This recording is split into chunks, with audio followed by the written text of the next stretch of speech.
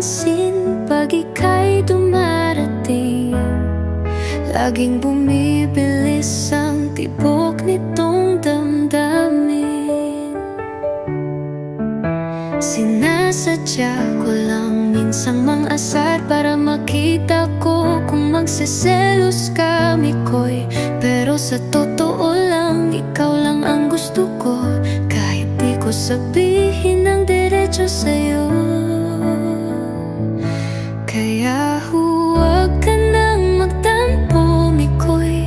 Yung biro ko'y para lang malaman ko kung talagang mahal mo ako. Ganito ako kapag nagmamahal, biro lang, wala nang iba.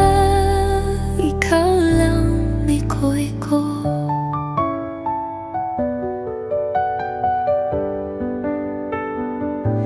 May mga araw na di ka pinapansin,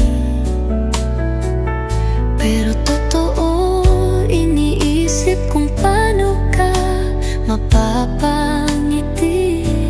Oh, di man ako palaging malambing sa harap mo, pero sa likod ng biro, ikaw lang talaga totoo. Kaya huwag ka nang magtampo, Mikoy. Yung biro ko'y para lang malaman ko kung talagang mahal mo ako.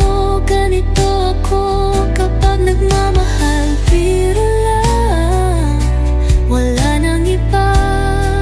Ikaw lang, Mikoy ko.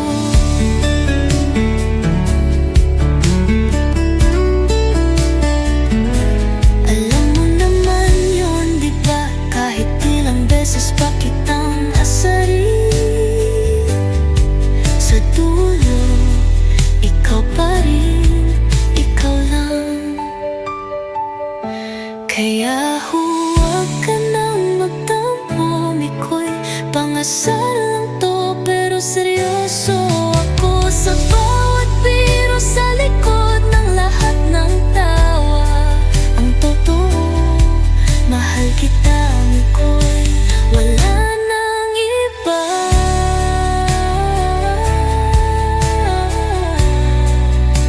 Bakit? Ano bang sasabihin? Hindi ko kasi alam eh. Kanina kasi gusto ko na sabihin sa'yo eh. Ngayon tuloy parang mahirap na sabihin sa'yo.